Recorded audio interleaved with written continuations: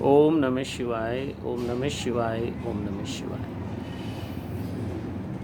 आज हम कुछ चर्चा करेंगे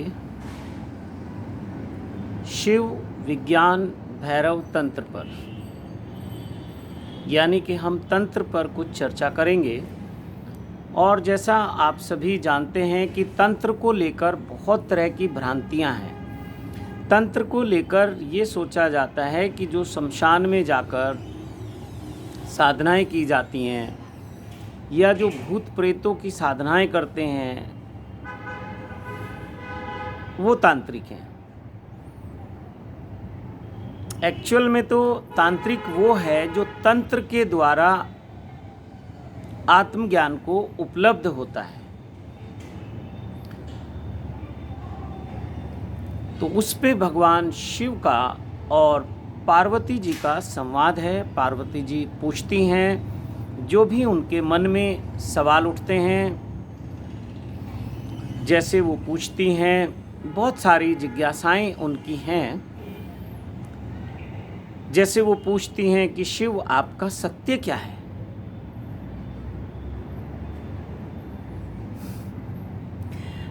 वो पूछ रही हैं कि शिव आपका सत्य क्या है।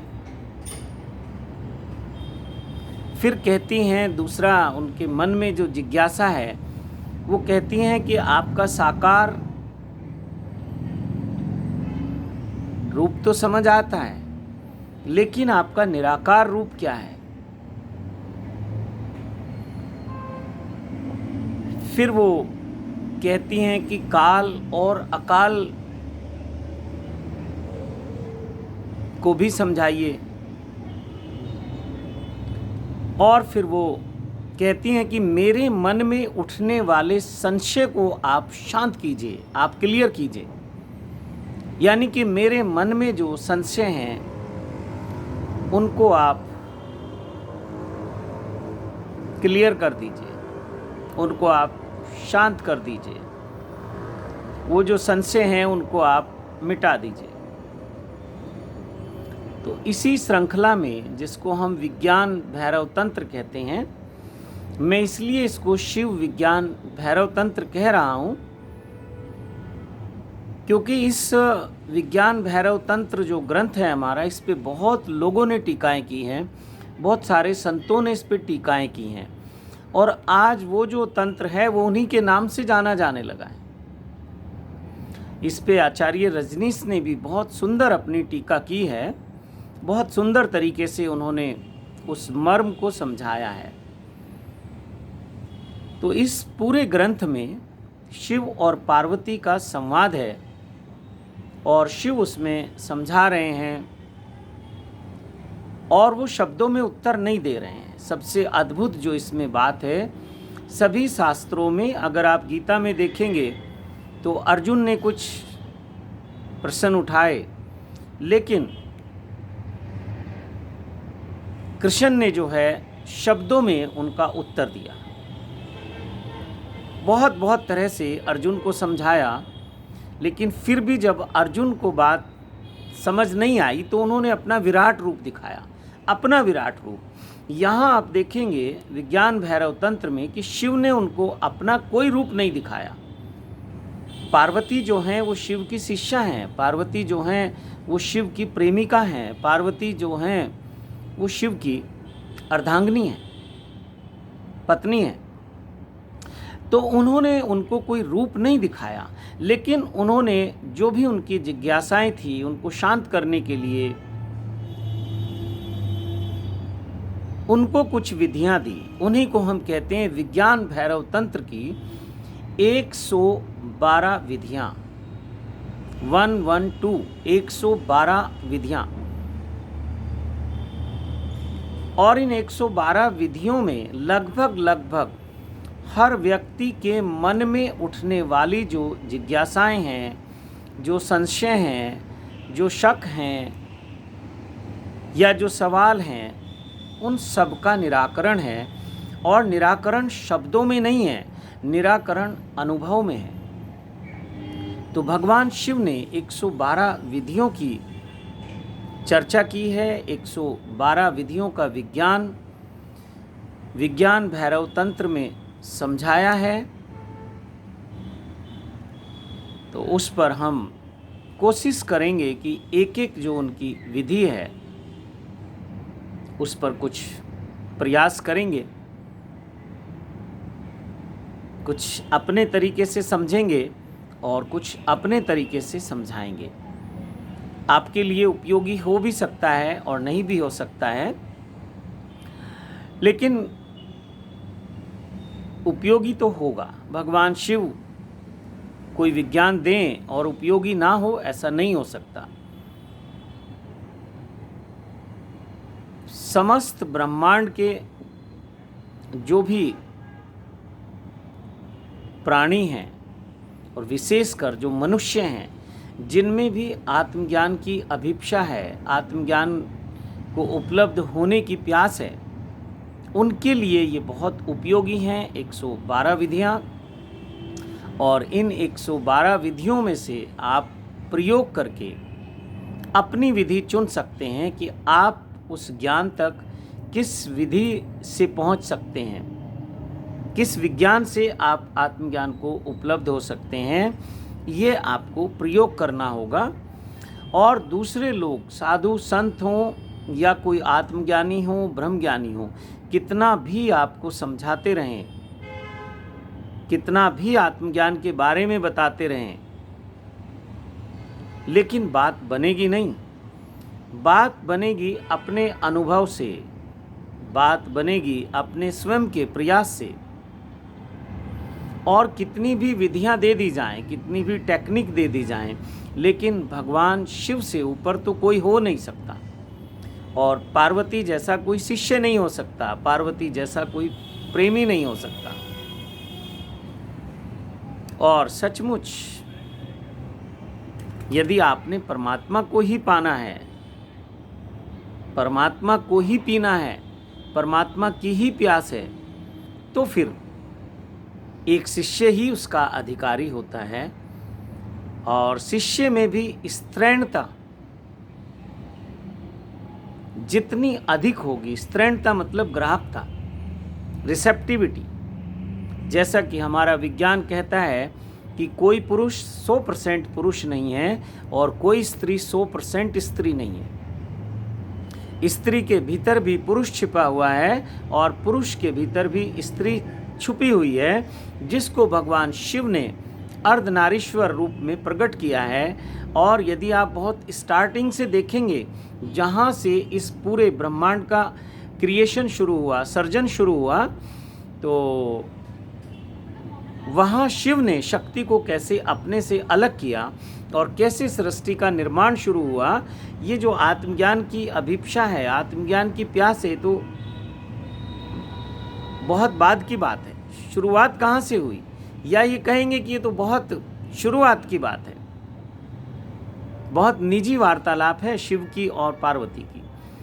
तो शिव उसमें कहते हैं कि कुछ भी पाने के लिए, और खास करके परम ज्ञान पाने के लिए, वो ग्राहकता होनी चाहिए। और वो ग्राहकता, वो शिष्यत्व स्त्रैण चित्त में होता है। और निश्चित ही जो व्यक्ति आत्मज्ञान ब्रह्म ज्ञान को चाहता है, उसे प्राप्त करना चाहता है, तो उसे अपने गुरु के प्रति बहुत समर्पित होना होता है, समर्पण के भाव में जीना होता है और गुरु के प्रति बहुत गहरे प्रेम में जीना होता है। उस प्रेम में ही वो उस ईश्वर के निराकार रूप का दर्शन कर सकता है, या कहें कि शिव के निराकार रूप का दर्शन कर सकता है। तो विज्ञान भैरव तंत्र ने, भगवान शिव ने बहुत ही सरलता से सब विधियां हमें बताई हैं, और इसमें कुछ भी अलग से करने की आवश्यकता नहीं है। ना ही किसी मंदिर में जाने की आवश्यकता है, ना किसी मस्जिद में जाने की आवश्यकता है, ना कोई मंत्र पढ़ने की आवश्यकता है, ना कोई और ध्यान की अलग से विधियां करने की आवश्यकता है। जो हमारा नित्य जीवन है, जीवन की क्रियाएं हैं, उसी क्रियाओं में ये सब विधियां छुपी हुई हैं। सब हम ये प्रयोग अपने भीतर करेंगे, ना कि बाहर करेंगे। ये प्रयोग हमारे बहुत निजी प्रयोग हैं, बहुत सामूहिक प्रयोग ये नहीं है। इसमें ज़्यादा से ज़्यादा पति पत्नी सहयोगी हो सकते हैं। और सच कहूँ तो पति पत्नी का एक साथ या प्रेमी प्रेमिका का एक साथ हो जाना बहुत अद्भुत घटना है। प्रेम के उन क्षणों में कुछ ऐसे क्षण आते हैं कि जब पति पत्नी दो शरीर तो होते हैं, दिखते हैं दो शरीर, लेकिन कुछ क्षणों के लिए वो एक हो जाते हैं, और नहीं तो पूरे समय द्वैत के भाव में ही रहते हैं। अद्वैत की जो अनुभूति है वो बहुत कभी कभी होती है, और प्रेम के क्षणों में कुछ ऐसा घटता है कि वहाँ शरीर के पार हम चले जाते हैं। कुछ ऐसा घटता है कि हम मन के पार चले जाते हैं। कुछ ऐसा घटता है कि हम साकार से निराकार में प्रवेश कर जाते हैं। तो बहुत अद्भुत ये विज्ञान भैरव तंत्र की 112 विधियां हैं। एक एक विधि पे कुछ चर्चा करेंगे भगवान शिव से, और माँ भगवती से प्रार्थना करेंगे कि वो हमें इसका मर्म समझाने की कृपा करें। और आप ऐसा नहीं समझना कि मैं किसी को समझाने के लिए समझा रहा हूं। आपका उपयोग मैं केवल एक दर्पण जैसे करता हूं। देखता मैं स्वयं को ही हूं उस दर्पण में। तो आपको जब मैं समझाता हूं तो मैं स्वयं समझने का प्रयास करता हूं। और ऐसा नहीं समझना कि एक बार समझा हुआ काफ़ी होता है। अगर एक बार समझ आ जाए तो फिर बुद्ध को जब ज्ञान प्राप्त हुआ तो उसके बाद भी वो उसी कार्य में और गहरे और गहरे और गहरे उतरते चले गए। यानी कि अपनी समझ को, अपने ज्ञान को, अपने अनुभव को और गहरा करते चले गए। भगवान महावीर को जब ज्ञान उपलब्ध हुआ उनके साथ भी ऐसा ही हुआ। गुरु नानक देव जी को जब ज्ञान उपलब्ध हुआ तो उनके साथ भी ऐसा ही हुआ। संत कबीर को जब ज्ञान उपलब्ध हुआ तो उनके साथ भी ऐसा ही हुआ। आचार्य रजनीश को जब ज्ञान उपलब्ध हुआ तो उनके साथ भी ऐसा ही हुआ। पूरा जीवन वो उस अपने अनुभव को शब्दों में उतारने का प्रयास करते रहे, और उन्होंने इतना बोला है कि शायद अभी तक किसी सद्गुरु ने इतना नहीं बोला है। और उनका स्वयं का ये सारा अपना निजी उनका ज्ञान जो है वो अवतरित हुआ है। यहाँ मैं देखता हूँ कि सब लोग इधर उधर से लेकर बोलते हैं, लेकिन आचार्य रजनीश की बहुत अद्भुत व्याख्याएं हैं, अद्भुत उनकी टीकाएं हैं सभी टॉपिक्स पे, बहुत सुंदर है वो। तो वो आखिरी क्षणों तक, आखिरी क्षण मीन्स जब तक वो शरीर में रहे, वो उस सत्य को उघाड़ने का प्रयास करते रहे, कभी शब्दों के माध्यम से और कभी ध्यान की विधियों के माध्यम से। और बहुत सारी विधियों में उन्होंने आज के मनुष्य की जटिलता को देखते हुए बहुत सारे फेरबदल भी किए हैं। और ये समय समय पर आवश्यक है, क्योंकि जैसा शिष्य होगा उसकी शिक्षा भी वैसी ही होगी, और जैसा शिष्य होगा उसकी दीक्षा भी वैसी ही होगी। तो अब भगवान शिव के समक्ष जो शिष्य है वो तो पार्वती जी हैं। पार्वती जी जैसा सुंदर, श्रेष्ठ और समर्पित शिष्य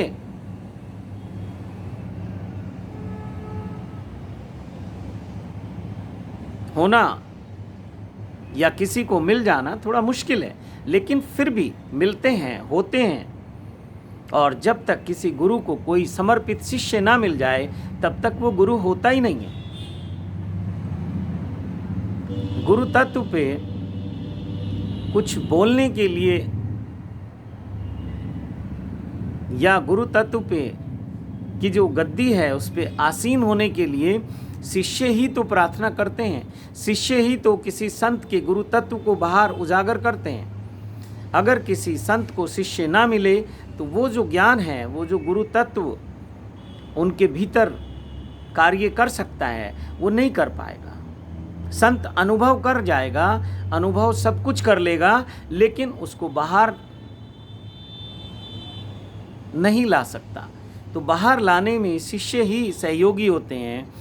और ऐसा नहीं है कि एक जैसी अभिव्यक्ति सबकी होती है, ये अभिव्यक्ति होती है शिष्यों की मनोदशा को देखते हुए, ये अभिव्यक्ति होती है शिष्यों की भावदशा को देखते हुए, और ये अभिव्यक्ति होती है शिष्यों की समझ को देखते हुए, उनके स्तर को देखते हुए।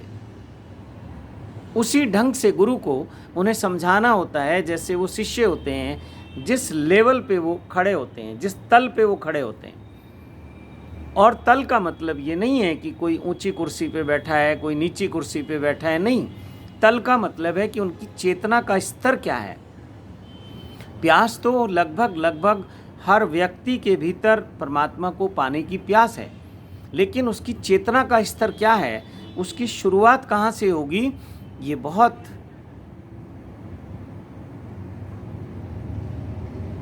मुश्किल कार्य है।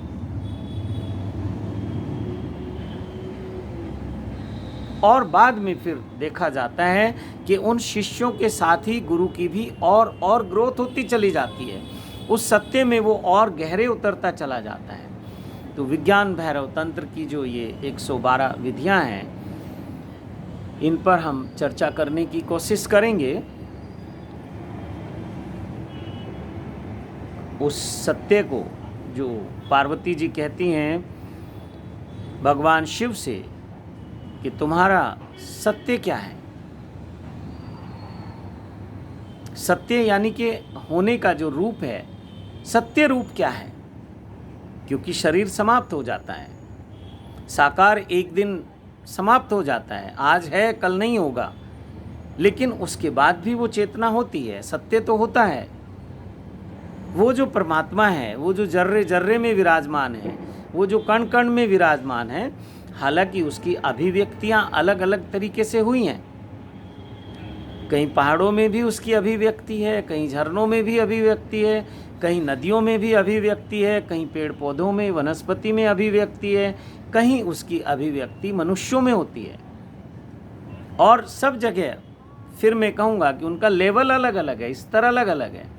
और ये निश्चित इस बात से करता है कि हमारा लेवल क्या है। परमात्मा उसी रूप में, उसी स्तर पर हमारे सामने प्रकट हो जाता है। तो वो जो पार्वती जी कहती हैं कि आपका साकार